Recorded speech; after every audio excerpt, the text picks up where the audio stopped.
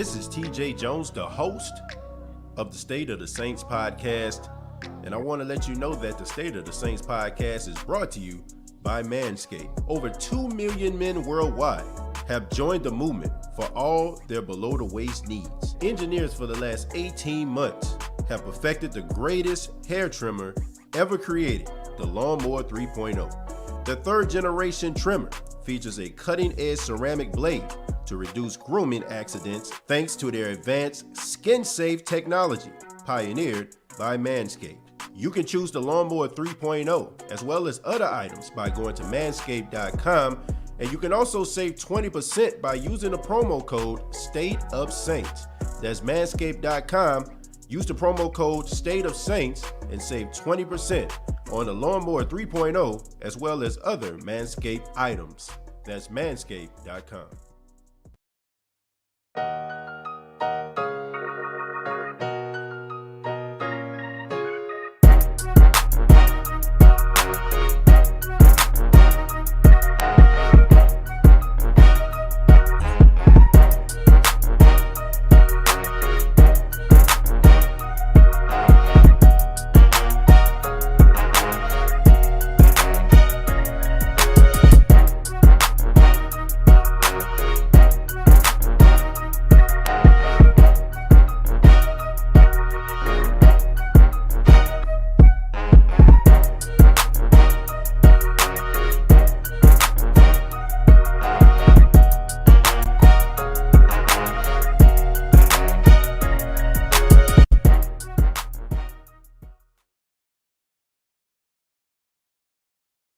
What's going on with that nation? It is yours truly, TJ Jones, the host of the State of the Saints podcast.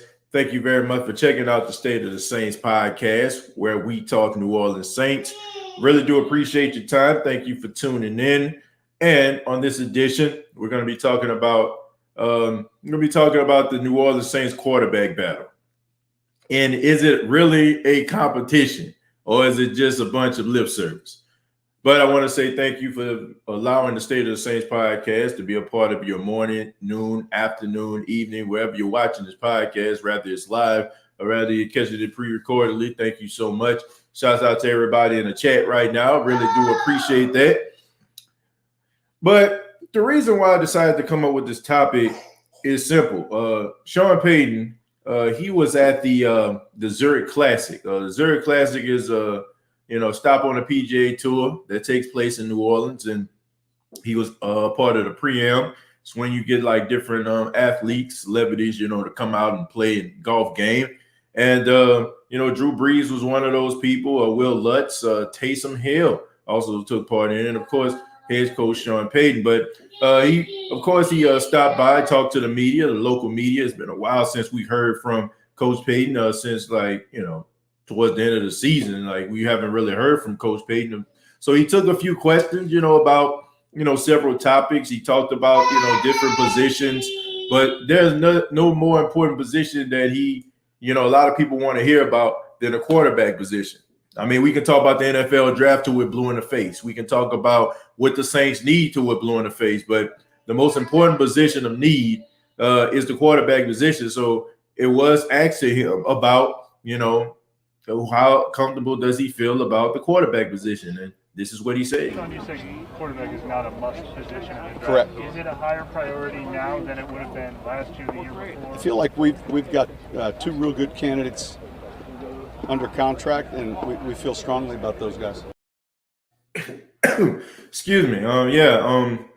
As you can see, he's very comfortable with those guys, that he has in the locker room. He's very comfortable with Taysom Hill. He's very comfortable with Jameis Winston. So for all my people out there that's, sending me these mock drafts, via email, via inbox, talking about the Saints need to get themselves a quarterback, there's no more important, voice than Sean Payton.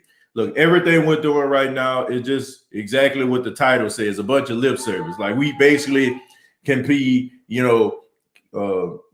armchair GM, armchair head coaches. We can do all these different things. But when Sean Payton, who knows these guys better than anybody else, who knows these guys more than any other person. When he says that he's comfortable with it, I have no choice. Okay, so his thoughts and views completely negates anything that I say or anything we have to say. But as far as the quarterback competition, I'm just going to be honest with you. I don't feel like there is much of a competition. The only way that I can see Taysom Hill actually coming in and beating out Jameis Winston in training camp is if Taysom Hill just becomes a completely different version of himself that we have not seen before.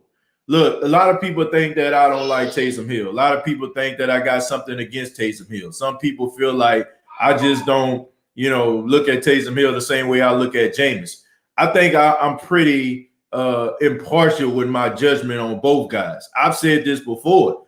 The only argument that I have is I said we need to give Jameis an opportunity because a lot of people are building their I guess logic or based on what he did in Tampa, and so a lot of people aren't giving him a fair opportunity. And when it comes to Taysom Hill, I do feel like Jameis has the advantage because Jameis, to me, is a better overall quarterback. He has better skills than Taysom Hill does. And I don't feel like I'm the only person that feels that way. It's been, players that I've actually had opportunities to speak with, what I'm saying? Like I've asked questions to via social media or, off the record. And they've said this, what I'm saying? Like they said they prefer Jameis Winston over Taysom Hill. I don't know what else to tell a person. Now I know people have their picks and chooses and they want to feel right. They want to say that I got it right. But when you got people that actually are going to be catching the football from this person, blocking for this person, these people are telling that they prefer another guy over Taysom Hill. It's hard for me to believe otherwise. So I do feel like out of respect for Taysom, they're going to put together a quarterback competition. They're going to put it together. But in my opinion, I think that Sean Payton already knows that he wants to roll with Jameis Winston. I think that Sean Payton looks at Jameis Winston like a guy that he considers as a steal. This guy was a first pick overall. He was a guy that was brought in. He's a Heisman Trophy winner, national champion. Guy won on every level. All he has to do is kind of clean up his touchdown to interception ratio, and you have yourself a very credible quarterback. And, I think I have to address this particular situation because, every now and then, I go to different groups and I see different comments.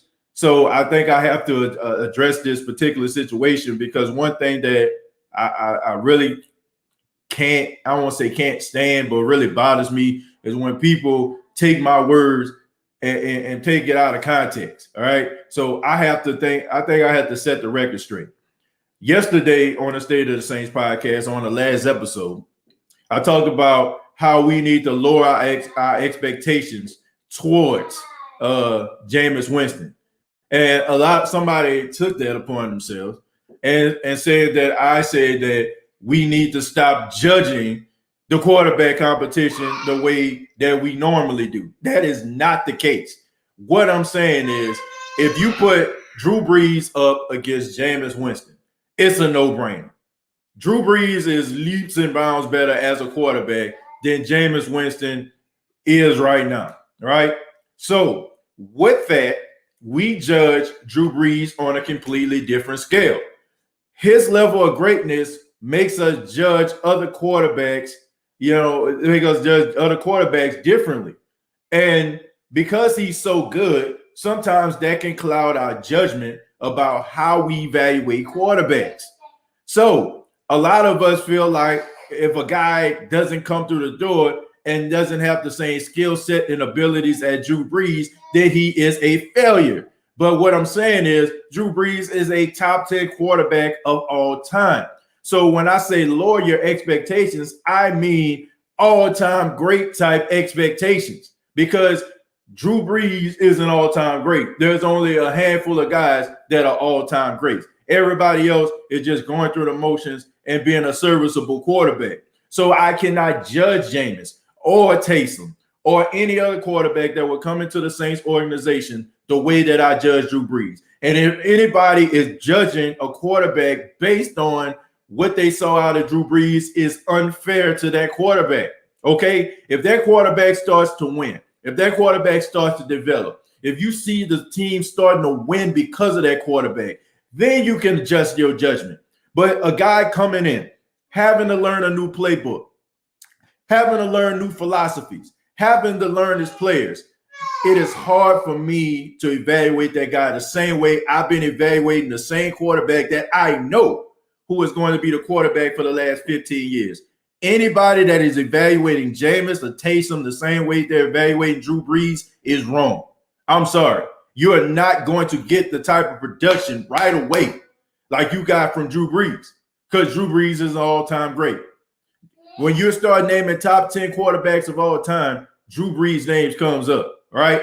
If you start naming top 15 quarterbacks, you're not going to hear Jameis. You start naming top 20, 30 quarterbacks, you're not going to hear Jameis. You're not going to hear Taysom. So why would you judge any other metrics? Why would you judge them on the same level of playing field as you would with Drew Brees? If you know for a fact that these guys aren't even in the damn room. That is what I'm saying. But you still can judge these guys according to their ability, right? If they go out there and they stink it up, of course, I can get on here on the State of the Saints podcast and say, man, whoo, they stunk, right? If they throw an interception at an inopportune time, of course I can come on here and say, man, that ain't what that is. But I'm not going to say, well, you know, throwing through a tight window, man, Drew would have made that pass. You know what I'm saying? With a back shoulder fade, man, Drew would have threw a back shoulder fade. No, because those guys are not Drew Brees, and I'm not going to do that. I'm going to judge guys based on what they put on the field, all right? And also, as far as the turnovers are concerned, situational football is key, right? Drew Brees in situational football. We sat here on several occasions and said that Drew Brees is the best situational quarterback in NFL history. I mean, the guy is a master of the 2-minute drill. A master of the 2-minute drill.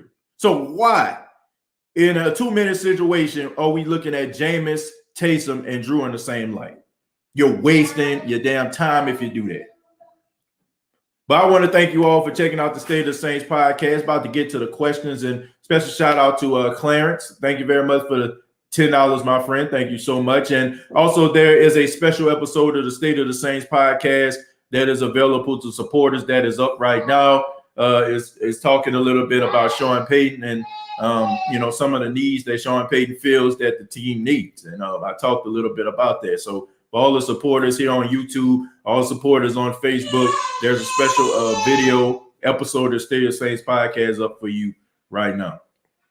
Terrence says, tired of saying this, TJ, but Taysom will ultimately become the Saints starting quarterback. Taysom has the it factor, whatever it is.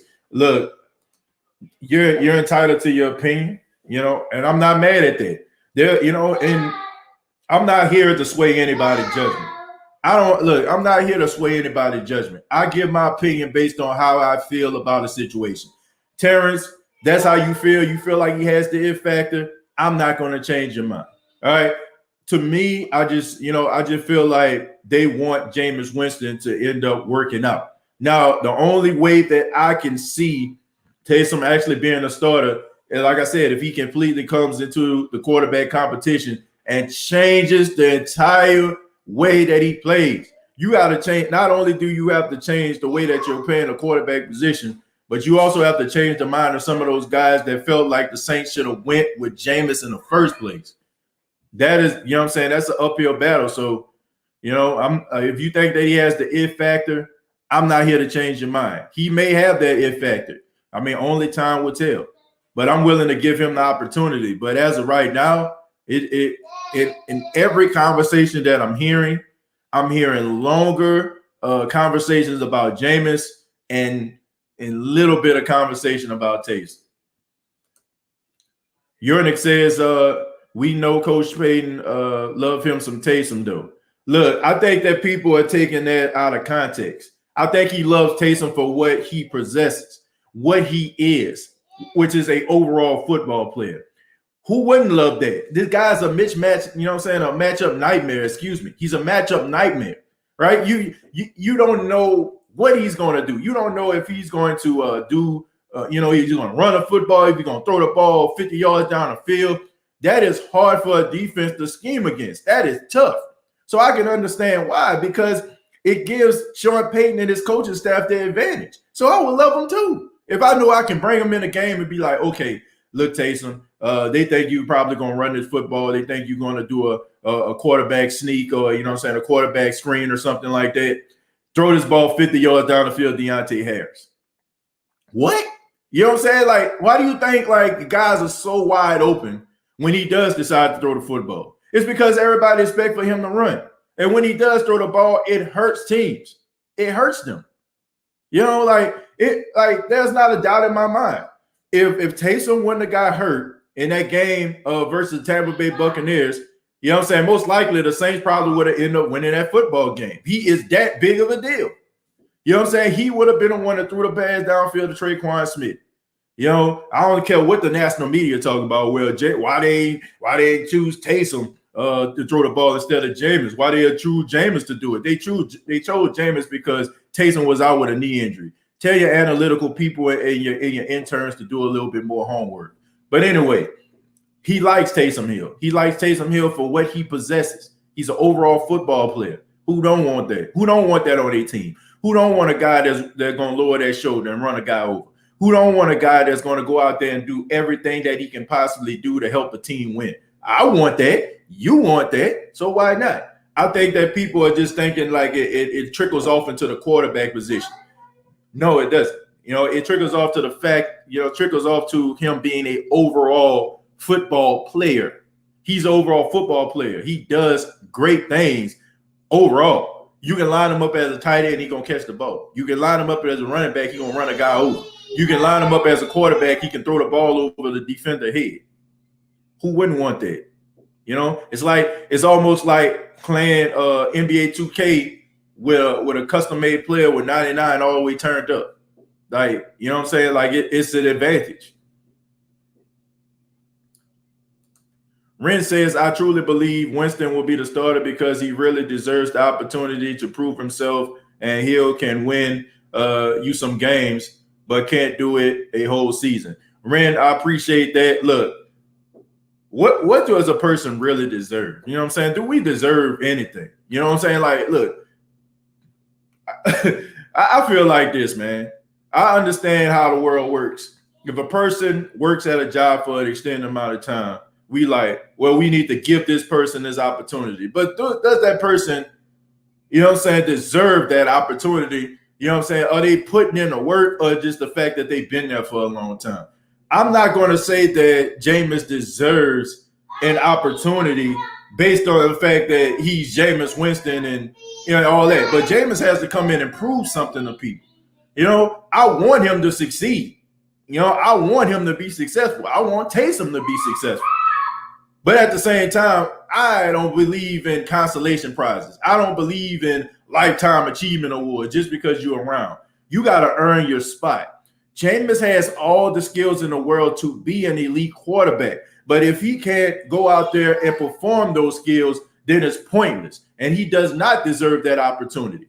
But if he comes into training camp, ready to rock and roll, focused, dialed in, doing all the little things it takes in order to take your career to the next level, then I'm for that. But I'm not for a guy just coming, he deserves. No.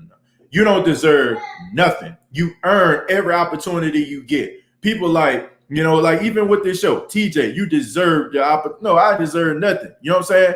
I earn it. Every time, I do this. You earn your opportunities. Just because you had a job for 10 years don't mean that they should just automatically just make you, a supervisor or, a head or whatever. You earn that opportunity. Do your hard work. Do your dedication.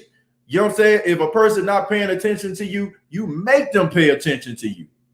That's the only thing that he deserves. And if he's not doing that, then next, straight up. But as far as like him getting the opportunity, I'm all for that. I understand about the whole Taysom Hill situation. I agree in that regards, Ren. You know, as of right now, the way that I feel about Taysom Hill, I do feel like, you know, he can probably win you some games. He'll probably start off hot, and then as teams start to develop and figure out his tendencies, I think it might be an issue.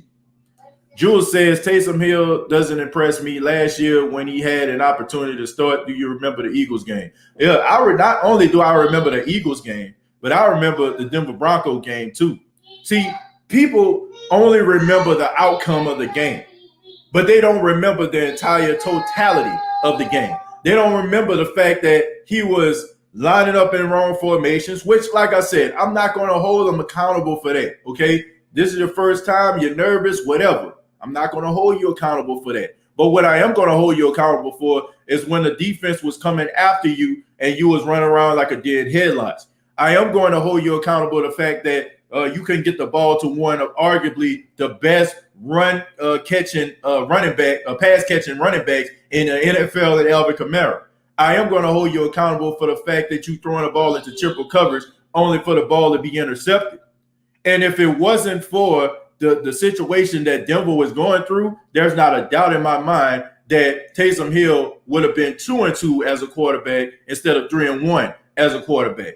Drew Lock not playing in that game and them having to go to a wide receiver to play their quarterback position due to COVID and close contacts, that is the reason why the Saints won that game. And if you combine that with the fact that they did, man, this ain't working. Let's just get a ball to Latavius Murray until we blew in the face. And the defense finally got tired because because the guys couldn't move the football. That is the reality of it all. That is the reality. So I'm judging people based on that. You know what I'm saying? Like I'm judging people based on, the Eagles game. Like we can talk about that also. But I can't give him credit that late in the game, he did throw the ball to Emmanuel Sanders in the back of the end zone, you know what I'm saying, for the touchdown. I can't give him credit for that. He did, you know what I'm saying, keep it close. But at the same time, like we look at these players and you gotta, you gotta call it for what it is. He could have easily been 2-2 as a starter instead of 3-1. Sometimes you gotta be more lucky than good. And in that case, the Saints were extremely lucky. Jerry said Jameis Winston wins the quarterback battle, case closed. Well, I don't think it's as simple as that. Of course, they can't just come out there and say it, man. Only time will tell. Mario says Jameis better skills, Taysom better knowledge of the playbook. I can't even say that, Mario. I can't say that. And, I think that we can't just say that just because of longevity, right? Just because Taysom has been in the Saints uniform longer than Jameis doesn't mean he grasps the concept of the playbook better, okay?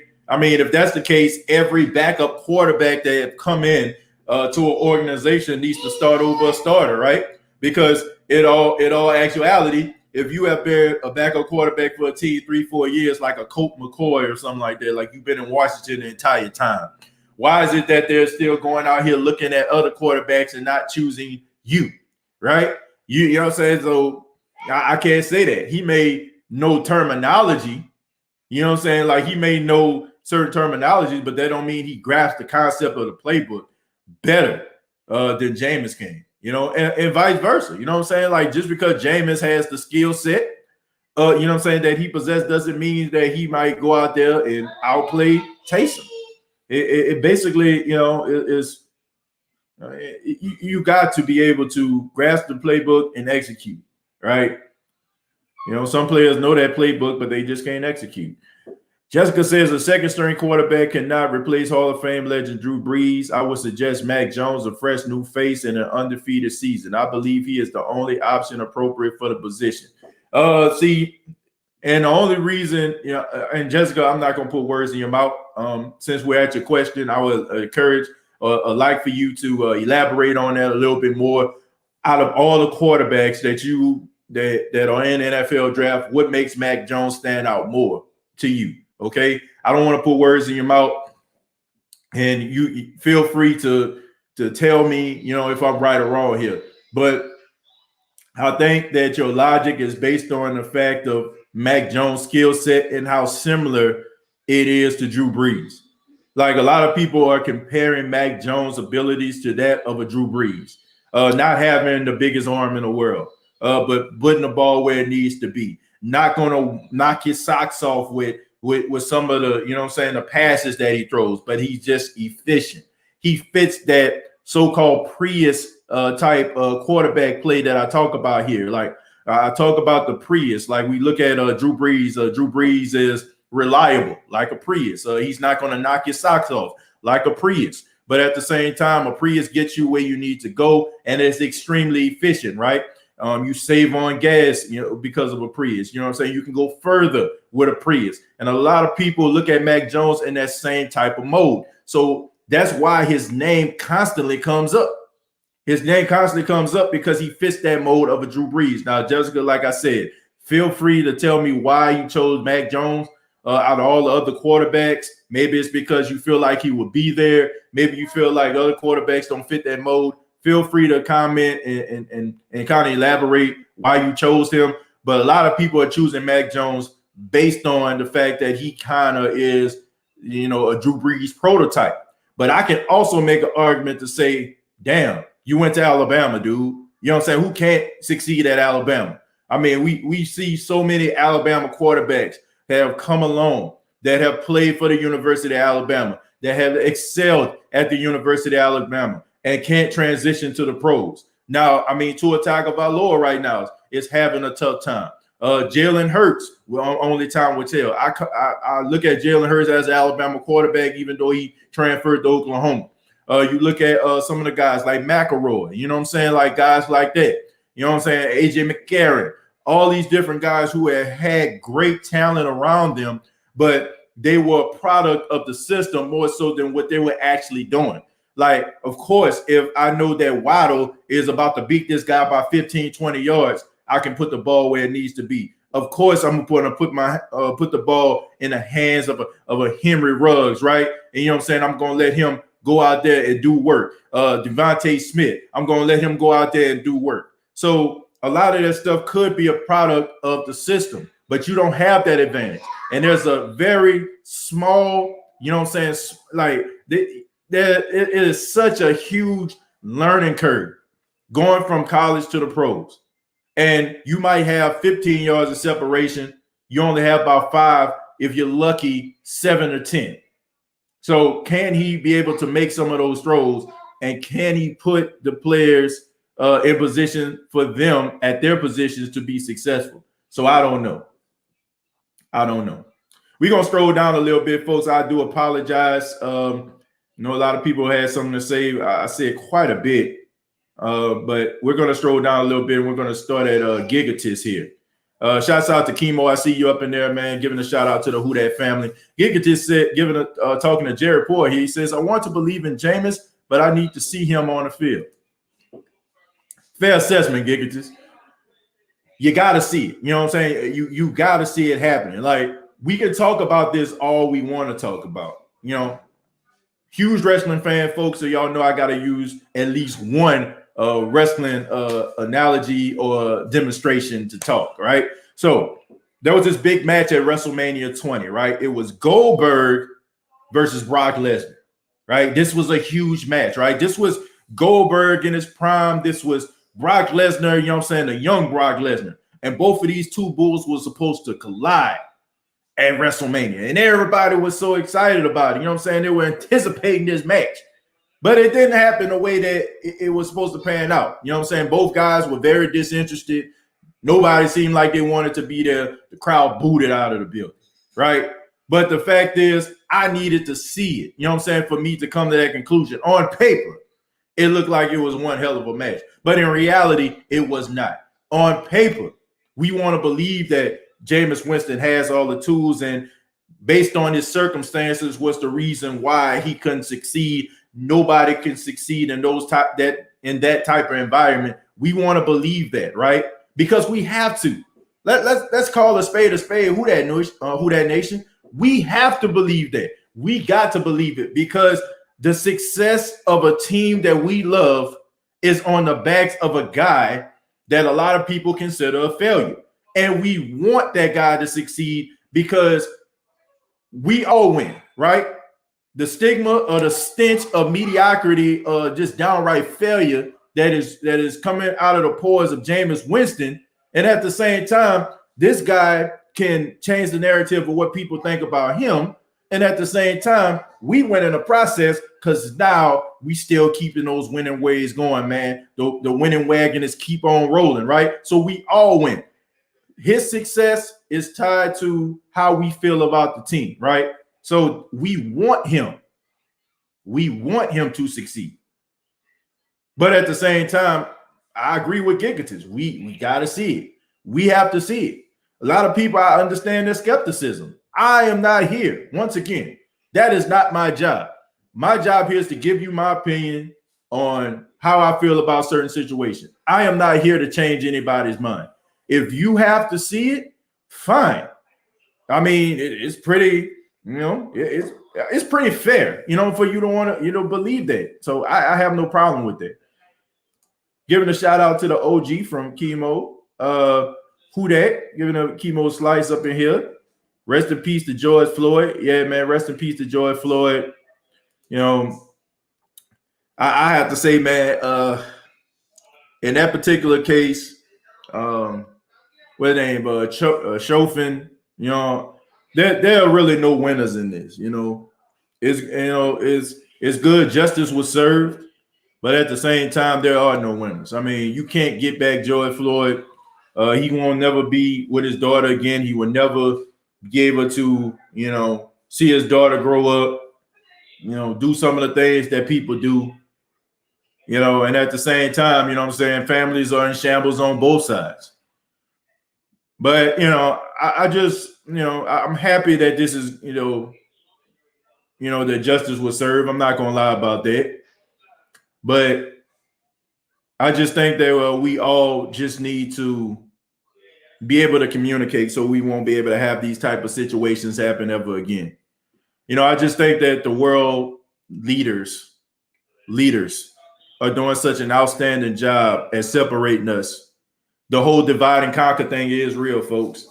If I can keep you over here mad at me, and keep them over there mad at you, then we can never talk and really express or really explain like what's really going on in this world. We miss out on opportunities, friendships, like just a whole bunch of stuff because we think we understand the narrative.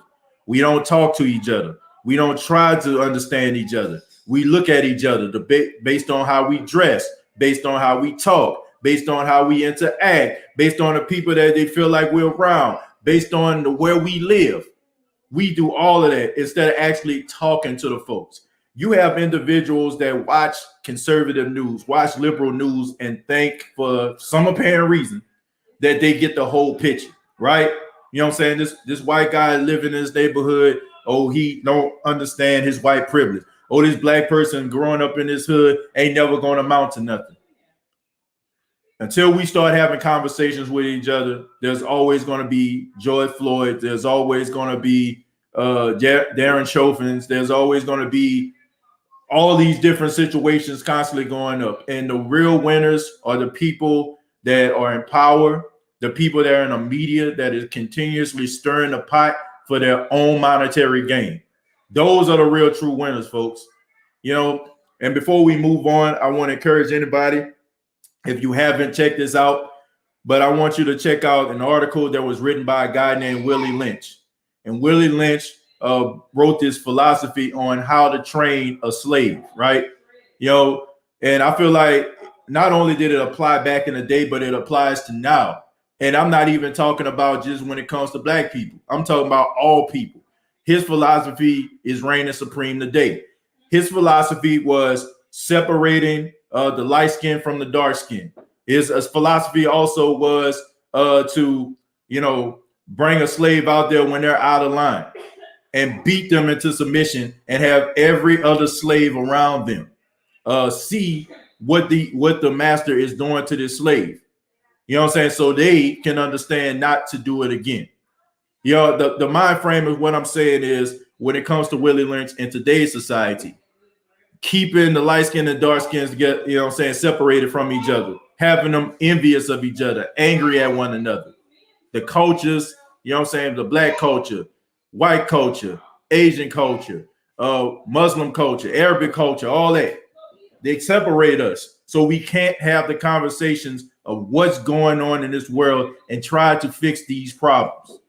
As long as they keep us separated, as long as we sit there and look at those split screens, one person feeling this way, one person feeling that way, only tuning into news that only fits our agenda so we can feel like we're not crazy and not trying to understand the other side and come to one another with an open mind, we're going to continue to have these same issues. We're going to continue to have these same problems. The George Floyds are going to exist. The Derek Chauvins are going to exist. There are going to be countless, separations of philosophies and thoughts and views and stereotypes are going to continue to reign supreme because we are never going to turn around and look at who is really the enemy. And it ain't neither one of us. It's not.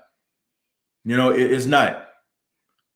At the same time, do you understand that the way that you're thinking and your philosophies and thoughts and that hate that is being created and festering up, because of what you're hearing. On the other end, somebody's making a hell of a lot of money giving you that philosophy.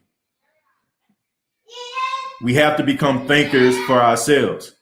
And we have to stop prejudging people before they even open their mouths and we even open ours. So that's my thoughts on it. Now we can move on and talk a little bit more about the Saints. Remember, 30 interceptions, 12 and 14 weren't on him also. Let's see, 10 of the 30 came in the last 3 games when Jameis played without his 2 starters, wide receivers, and had a broken thumb on his throwing hand. Well, Jerry, very good points, but here's the reality.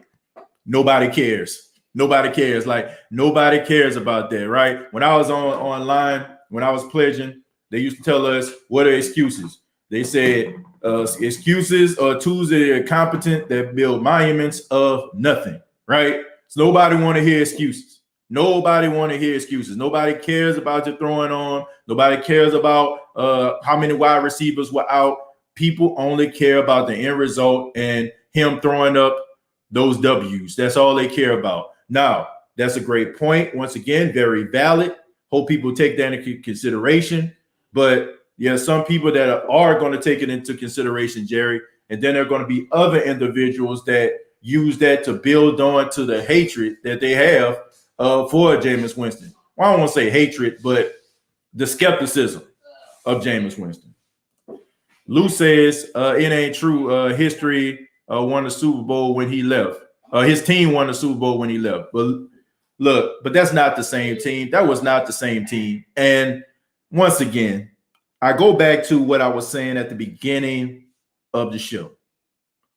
You have an all-time great quarterback, and you're comparing him to a guy that isn't even in the room. Tom Brady is arguably the greatest quarterback to ever put on a pair of cleats.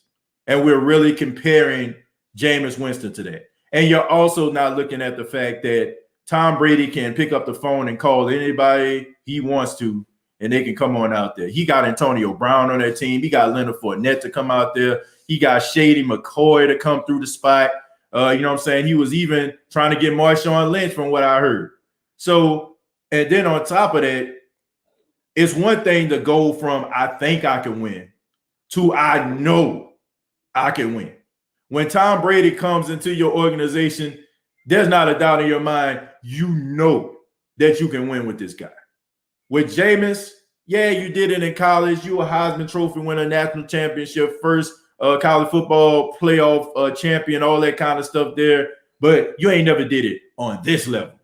But in comes a guy who won 6 Super Bowls, and he's your quarterback now.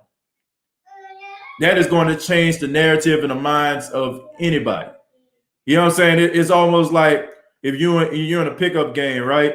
And it's 95, right? And you at LA Fitness or 24-hour fitness, and your team, you know what I'm saying? There's a bunch of guys that, I don't know, just, pick their last bit of money to come into the gym to, to shred off some pounds. And they walk up in the gym and they're like, you know what? yeah, man, I go out there and play a little basketball. I burn a little cardio, and you all become a team, right? And they probably have some guys out there in better shape. They go out there and wax you. And in comes a prime Michael Jordan. And Mike like, man, can I take one of y'all's spot? And one of the guys say, yeah, I'm going to sit down. What do you think you're going to feel, right? You know what I'm saying? You was losing every game with these guys, these Joe Blows. And all of a sudden, Michael Jordan comes in and want to play on your team. What you going to think? Man, we about to run the table on these boys, right? It builds your confidence, right? It's better than having George Costanza on your team, right? You know what I'm saying? A little short guy, that's just trying to burn some cardio. Some of you probably watch Seinfeld know who I'm talking about. But it's one thing for you go from having George Costanza or Wayne Knight, who played Newman on Jerry Seinfeld, to actually having Jordan on your team. He changes your mind. So, of course, if Tom Brady walks into your locker room, you're going to be like, yeah, I think I can win this, King Arthur, what's going on, man? He says, TJ, information without context is a breeding ground for misconception and false perception. A lot of contribute. Jameis struggle. Dude has talent. Yeah, that's true. Look, I'm not going to knock Jameis for having talent. He's extremely talented. He has great abilities, great skills, but it's all about utilizing. I think about quarterback Jeff George back in the mid early 90s, right? Jeff George, they said that man can thread the needle. I mean, he had a Patrick Mahomes arm before people knew who Patrick Mahomes was, before Patrick Mahomes even existed. Jeff George had all the skills to pay the lights and the phone bills. You know what I'm saying? Like, he had it all, right? But he couldn't execute. He couldn't go out there and put it out there on the field. So you can have all these skills, you can have all this stuff in your favor, but if you can't go out there and execute, nobody cares. Like, nobody cares how strong Jeff George's arm was. Nobody cares about the bazooka arm. Nobody cares you can thread the needle. Nobody cares if you out there throwing more picks than Razor Ramon. If you know what I'm saying, nobody cares about that. You got to be able to perform. And if Jameis can't perform, then it's pointless. It is absolutely pointless, my friends.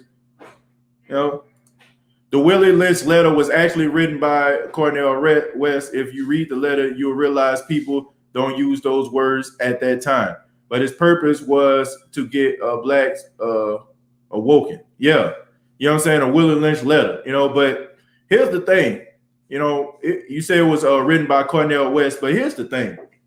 Willie Lynch used to go, he was, first off, give y'all a little history lesson. He was a European, right? And he came from Europe, and he would go from place to place. You know what I'm saying? He was almost like the slave cleaner, so to speak. You know what I'm saying? Your slaves are running wild. You know what I'm saying? They all out of line. They unorganized. He was the cleaner.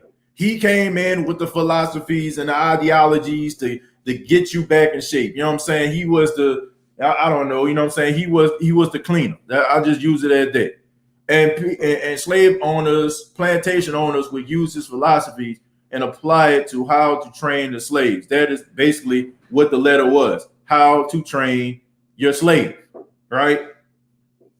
I hate to say it like this, but a lot of that philosophy is being used today about how to train us. And a lot of us are, we at the Westchester Open right now because we are well trained right now because we are not really fully understanding or trying to decipher, what's real and what's not. What do I know and what I don't know?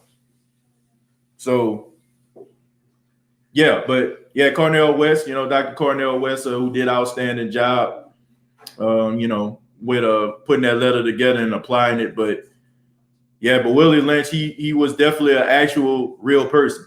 He was a real person, and he made a lot of money, from plantation owners and, slave owners across the world, just to come in and talk to him.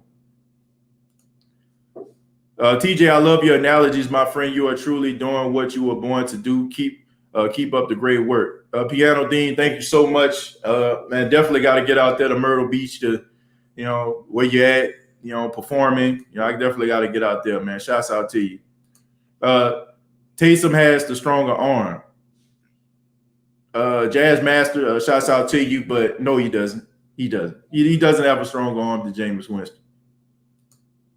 Hill can't read defenses. I disagree with that. I think that Hill can read defenses. I just think that the nervousness combined with, the shoes he have to fill. I think it kind of gets to him. But I think he can read defenses. I'm not going to say that about him. He was trash and didn't practice. I don't know who he talking about here, Jules. Who is trash? Keen Arthur said, TJ, I'm just saying there's a difference between context and an excuse, regardless of if people care or not. You don't throw 5,100 yards, 33 touchdowns by mistake. Look, I agree. And let me clarify that. If it seems like if I feel like, oh man, I'm saying that's the excuse. No, I'm telling you, Keen Arthur, I'm telling you from a fan and human nature. Like, we can't departmentalize like that. Not all of us. A lot of people can't. Some people can, like yourself, several individuals here. But when it's happening, right, and we have such an emotional investment in it, sometimes we ain't trying to hear that excuse. Like, the Saints won the division this past season, right? The Saints had 2 home games. The Saints lost to the Tampa Bay Buccaneers, the team that they beat twice in the regular season. And everybody is saying, well, Drew Brees was banged up. To be honest with yourself. A part of you is like, that's not an excuse. Look how y'all was winning this whole entire time, right? Y'all need to find a way to win. Be real. Be real with yourself. That a part of you is like, how come y'all can overcome that type of adversity? How come y'all can overcome the adversity of the Detroit Lions and not having 2 starting cornerbacks? How can you overcome the adversity for 4 games and win 3 out of the 4, and y'all can't win a playoff game versus a team that you beat in week 1, blew out in week 9, and you can't beat them? Are you serious? A part of you feels that way. It's human nature. What I'm saying is some people can't departmentalize. Some people are not going to accept that excuse, okay?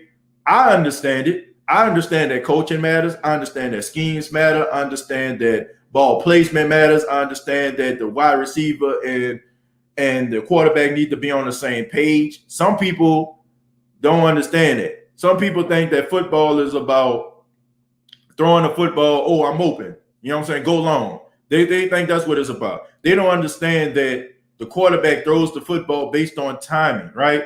Okay, you know what I'm saying? As soon as you make that cut, that ball is going to be out. Because as soon as you turn around, it's going to be right here. People don't understand it. People are like, oh, man, you got to go wide receiver. You're supposed to be a good quarterback, make it happen. So there are people that will say, you know what I'm saying, that would be an excuse. Me, I understand. You understand. Some people probably don't. Saying Taysom Hill not capable of reading defenses is ludicrous. The guy went to BYU. Yeah, and he could have went to Stanford, which was his first choice. But I think something happened. I want to say Jim Harbaugh left or something like that. Jim Harbaugh recruited him. So, yeah, he definitely can read, defenses. I just think that the nervousness kind of get to him, too. And his confidence kind of – I don't want to say his confidence wavers, but he gets in his own head. That's something he has to eliminate. Jeff George, a waste of talent. Yeah. We want Mike T to still be that star. Well, I think Mike T will be a star. Look, man, the guy was hurt. Like, we gotta give him the benefit of the doubt. Alvin Kamara had a down season when he was dealing with knee injuries. He played about 71% in the 2019 season. And everybody, we came up with these philosophies. Does he miss Mark Ingram? He misses his friend. But look at him now, man. So give him the benefit of the doubt. He was hurt. Yes, Jazz Master, elaborate your point, sir. Juice says, preach on. What about the young cornerback in the NFL draft? We need a strong defense and an offense. A strong defense. I guess you mean a strong defensive secondary and offense. I agree with that. And I think they'll get it, man. I trust the process, Jeremiah. I trust the process. I trust the coaching staff. I trust these guys to put these guys in position to succeed. And I think they've proven that over the last 4 years with their draft picks. Shouts out to Jeff Ireland. Shouts out to Mickey Loomis, Sean Payton. collabing, working together. Okay, and also Terry Fontenot, the new general manager of the Falcons. They collaborated. They worked together to put the best quality product on the field via the NFL draft. But I want to thank, speaking of collaboration, want to thank Manscaped.com for being a part of the State of Saints podcast as an official sponsor. And as we know, the NFL draft is slowly approaching. We're almost a week away from the NFL draft. And what you need to select during this draft season is Manscaped. Manscaped, over 2 million men prefer Manscaped for their grooming needs. I recommend the Lawnmower 3.0. And there's so many other items that you can choose from. All you have to do is go to manscaped.com. You use the promo code State of Saints, and you will save 20% off of your purchase. Once again, that's manscaped.com. Also want to thank the other sponsors for the month of April, collabing with Cash App. Want to thank Cash App for collabing with the State of the Saints podcast. And if you want to donate to the State of the Saints podcast, if you don't want to use YouTube, you don't want to use Facebook, you can donate to the State of the Saints podcast, $ State of Saints. And thank you to the new sponsor, Everlast. Okay, Everlast since 1910 has been the trusted leader in some of the different event, sporting events, MMA, boxing. Some of the best boxers in the world, people like Deontay Wilder or Canelo Alvarez. These are the individuals that wear Everlast, use and choose Everlast to go into the ring and go out there and fight. I mean, legendary Jack Johnson, you know what I'm saying? Like, he wore Everlast. Everlast has been around for a very long time. And I want to thank Everlast for being a sponsor of the State of the Saints podcast. Now, with all that said, and all those sponsors, that are, helping to make this show a success, get back to the comments. Gonna read a few more and then we'll get up out of here, folks. Thanks. I got Forrest down there. Obi-Wan. Well, look, hopefully Manscaped can help you with that. Man, look, you got to make sure that your trims, fellas, man. The ladies, prefer, guy being trim. You got to take care of yourself. You got to groom yourself, fellas, And also, man, there's razors available and everything like that. Everybody that I recommend this to, some of my best friends, family members, people around the way, they always talk about how much they enjoy Manscaped products. And, shouts out to them, man. They stand by their products and they do an excellent job. Thank you, TJ, for reading our comments. Well, no problem, man. And Mario, I appreciate, you saying that. And for those that comments I may have skipped, I just want to say, I apologize, man. I can't always get to everybody's comments. I don't want anybody to take it personal. I understand how important so many people are to the success of this show. A lot of supporters, a lot of people invest their time. I don't want anybody to think that anything is facetious coming my way, or I don't feel like, I feel like you're worthy of a comment being written. Nah, bro. I appreciate everybody, and sometimes, like I said, sometimes the feed goes by a little faster. Sometimes we shift gears and, I scroll down a little bit, but I appreciate everybody's comments. No doubt about it. Mocha, thank you very much. It says tough, LOL. Freddie says, TJ, I hope Sean Payton will be smarter this season. Mike T got hurt because Sean Payton, the game was over. Yeah, Freddie, it wasn't really no need for him to be in the game, but, it happens, right? Black and Gold Breakdown Podcast says Winston, one bad season came from under Bruce Arians, who has a history of giving quarterbacks their worst season in terms of touchdowns to interceptions. Black and Gold Breakdown Podcast, you're absolutely right. I don't see anything wrong with the statement that you said. He leaves a trail of mediocre quarterback play everywhere that he goes, all right? It has a lot to do with his arrogance, his cockiness, his I got to make this situation work. Or instead of looking at the quarterback, seeing what you have and not asking him to do something that will put him in a position to fail. So it wasn't until after week 9, after the bye week, did he finally swallow his pride and realize that what he was doing wasn't working. And he decided to change the offense to a more Tom Brady friendly offense, and the rest is history. Tyra, who's a supporter of the State of the Saints podcast via Facebook. She says, "Hey, TJ, sorry I missed the podcast. Just got off work. I'll catch the next one, but no quarterback competition, though.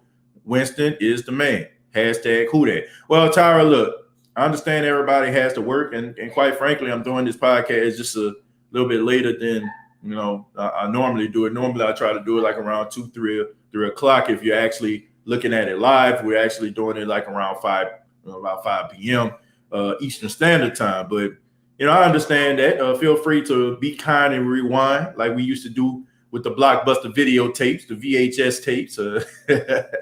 Some of y'all who probably not old enough to know what a VHS is. Some of y'all know what I'm talking about. When you go to Blockbuster videos, and they always had on the box, "Be kind, rewind." Okay, so be kind and rewind. Feel free to rewind and see what we talked about. We talked about quite a bit here on the show.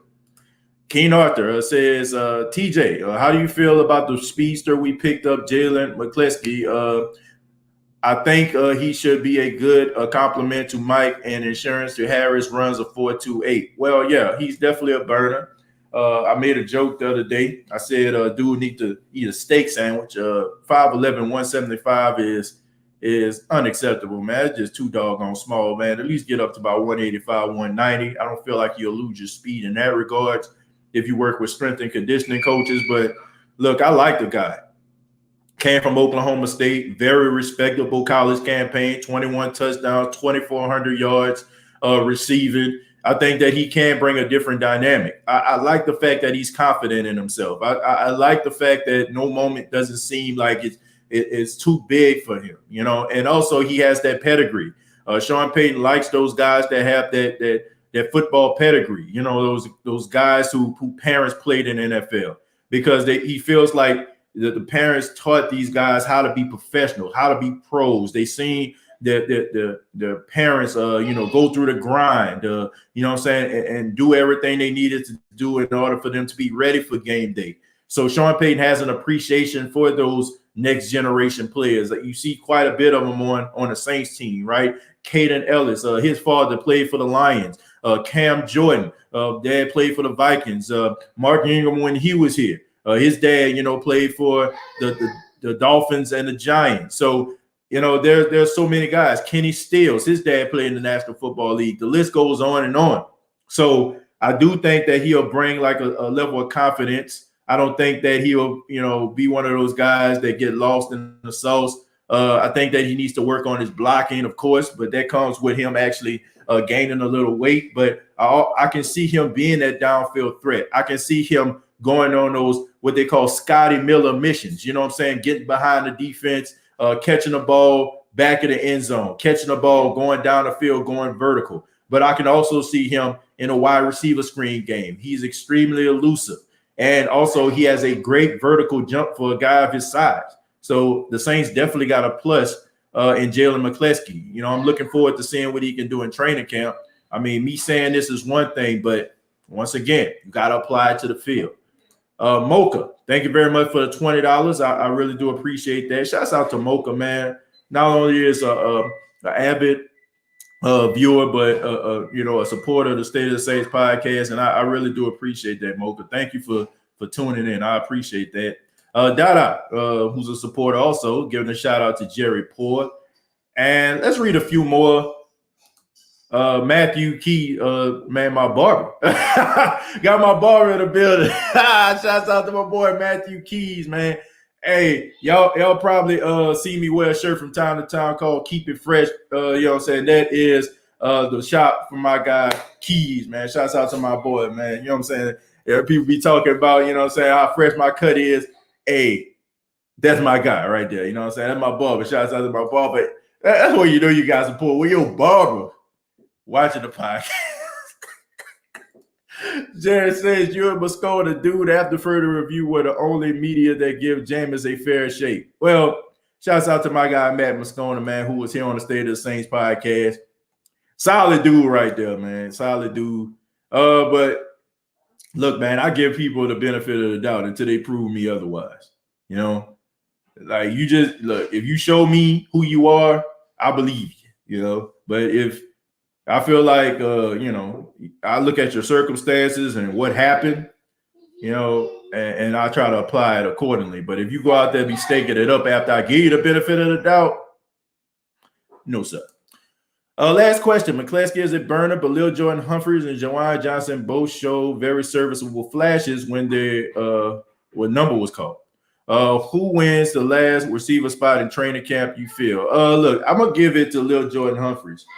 This is Lil Jordan Humphreys' opportunity. I'm going to always give it to a person that I feel like is above average blocker because the Saints love those wide receivers that can block on the outside.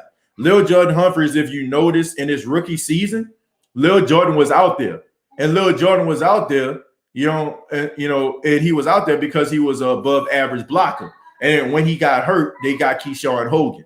Juwan Johnson, I feel like he's a big body guy, but to me, it don't seem like he know how to use his size as a pro just yet. Now I see him out there, he working out with Jameis and stuff like that. That's cool. I ain't got no problem with that. But he needs to work on his skills as a blocker. I feel like Lil Jordan has the advantage because he's been in the system. I think I look at the fact that when he caught that touchdown against the Chiefs, the fact that out of all the players that Drew could have threw the ball to, he threw it to Lil Jordan and he came down with the football. So that builds his confidence right there. You combine that with his above average blocking, his knowledge of the playbook. I'm giving him the advantage over Juwan Johnson. And finally, Drew said, TJ, who would be a steal in the draft? Who would be a steal? Who would actually be a steal? To me, it would be Cam Sample. You know what I'm saying? I think Sample out of Tulane, I think that he would actually be a steal. I think that this guy has a high motor. And I can't remember. I apologize. Somebody asked me about Sample on the last show, but I feel like he would definitely be a steal. He's a guy with a high motor. He's a guy that will, he plays to the whistle blows. Anybody that ends up getting Sample is going to have themselves a good edge rusher. And the only reason why I'm not really pushing for him that much is because I know for a fact that the Saints got bigger fish to fry. So Sample to me would be a good steal. Also, Terrence Marshall would also be a good draft steal. Terrence Marshall, the wide receiver out of LSU. Look, I think you see a theme here. I'm kind of biased against Louisiana players, but anyway, Terrence Marshall would definitely be a steal. He's not being talked about like you hearing the Devontae Smiths or the Jamar Chases, but he's just as good as any of those other guys. And to me, I think he kind of saved himself, because he knew what he was going to do at the end of the season going to the NFL draft. So Terrence Marshall, Sample, those are my guys. I'm trying to think. I'm trying to think of someone else before we get out of here. And also, like I said, Tyson Campbell, man. I know y'all heard me talk about him, the cornerback out of Georgia. I think he has the length and the size. He's probably going to be a late second round, early third round pick at corner. I think he can be a difference maker for a team. Depends on the circumstance where he goes, who is coaching him. He goes somewhere like the Jets with Robert Saleh, he'll be a really good fit for them. If he goes somewhere like the Saints with Chris Richard, being a larger guy, he'll be a good fit for him. He goes out there to Pete Carroll out there in Seattle. I think that would be a good fit for him. So Tyson Campbell, Cam Sample, and also Terrence Marshall. Those would be the three guys right out of my head. That would be right out of my head that I can just think of.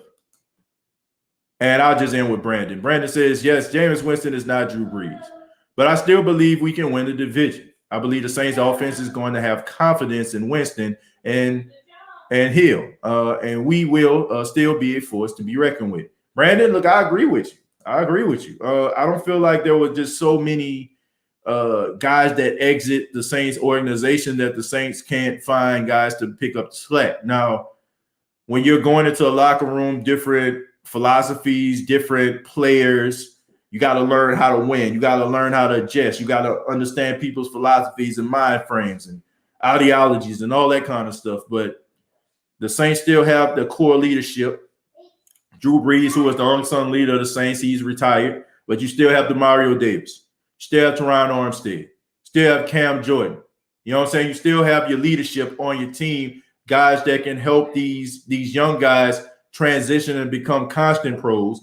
And you also have guys that can come into the locker room. You ain't got to worry about can poison or mess up or disrupt the nucleus and the chemistry of what's going on in the locker room. So I definitely believe that.